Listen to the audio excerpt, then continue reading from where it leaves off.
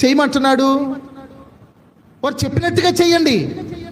ప్రభువా, వారు వేషధారులు అన్నావుగా, వాళ్ళు చెప్పినట్టు ఎలా చేయాలయ్యా అంటే వాళ్ళు చెప్తుంది లేఖనాల్లో నుండి కదా.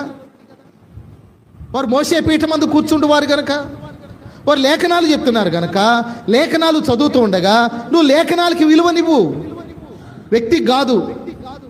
అందువలన మనం లేఖనాలకి, ప్రవచన స్వరానికి విలువనిచ్చేవారుగా ఉండాలి. యోషియా ప్రవచన స్వరానికి విలువ ఇవ్వడం అనేది మనం చూస్తాం. ఇచ్చాడు కనుకనే ఆయన లోబడి దేవుని చిత్తానికి విధేయతను చూపిన వాడిగా ఉండడం మనం చూస్తాం. కనుక 5 విషయాలు యోషియా జీవితం నుండి మనం నేర్చుకోవాలి. 1, దేవుణ్ణి వెదకడం యొక్క ప్రాముఖ్యతను మనం చూస్తాము. బాల్యము నుండి దేవుని వెదికినవాడు చనిపోయే వరకు దేవుని వెదికినవాడు. మనం కూడా మరి బాల్యము నుండి లోకాన్ని విడిచే వరకు దేవుని వెదకడం అనే దాన్ని మనం ఎన్నడూ మర్చిపోవద్దు. ఎంత తెలిసినా ఇంకా తెలుసుకోవాల్సింది చాలా ఉంది అనే విషయాన్ని గుర్తుపెట్టుకొని బాగా చదువుతూ, వాక్యాన్ని ప్రార్థన చేస్తూ, దేవుని సన్నిధిని ప్రేమిస్తూ మనం దేవుని వెదికే వారంగా ఉండాలి. 2వది, ఉజ్జీవములో లేఖనాల పాత్ర. మన వాక్యానికి విలువనివ్వాలి.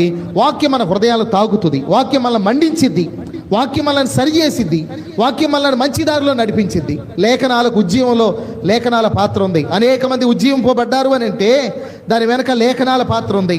తర్వాత 3వది, వినయానికి దేవుని ప్రతిస్పందన. మనం ఎప్పుడైతే తగ్గించుకొని హృదయపూర్వకంగా మనస్ఫూర్తిగా ప్రార్థన చేస్తామో అప్పుడు దేవుడు తప్పనిసరిగా మన కన్నీటిని చూచి మనకు సహాయం చేస్తాడు ఆయన. 4వది, దైవిక నాయకత్వం యొక్క ప్రాముఖ్యత. మన వెనక చాలామంది మనం ఆధ్యాత్మికంగా నిలబడడానికి సహాయపడిన వారు ఉన్నారు.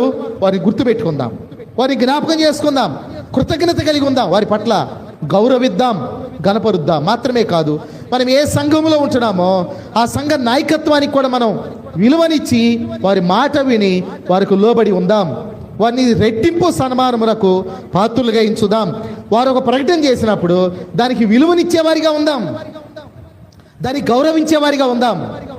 యాజకునితో జగడమాడేటువంటి ఇశ్రాయేలు వలె ఉండకుండా యాజకుని గౌరవించని వారిగా వారు ఉండబట్టి వారు శిక్షణ పొందారు. అలా ఉండకుండా రాజును గౌరవించు, దేవుణ్ణి గణపరచు, అలాగూ చేయని వారి జోలికి వెళ్ళవద్దు అని సామెతలో చెప్పినట్టుగా మనం జాగ్రత్త పడుతూ దైవిక నాయకత్వానికి మన జీవితంలో ప్రాముఖ్యతనిచ్చే వారంగా ఉండాలి. తర్వాత చివరిగా ప్రవచన స్వరం యొక్క విలువ అంటే లేఖనాల్లో నుండి దేవుని చిత్తాన్ని చెప్పినప్పుడు దానికి విలువనివ్వడం, ప్రాముఖ్యతనివ్వడం, దానికి లోబడడం, సరి చేసుకోవటం అనేది మన జీవితంలో మనం కలిగి ఉండాలి అని, ఈ మెత్తని మనస్సు మనం కలిగి ఉండాలి అని ఈ మాటలు జ్ఞాపకం చేస్తూ ముగిస్తూ ఉంటున్నాను. తల్ల వంచండి ప్రార్థనాపూర్వకంగా.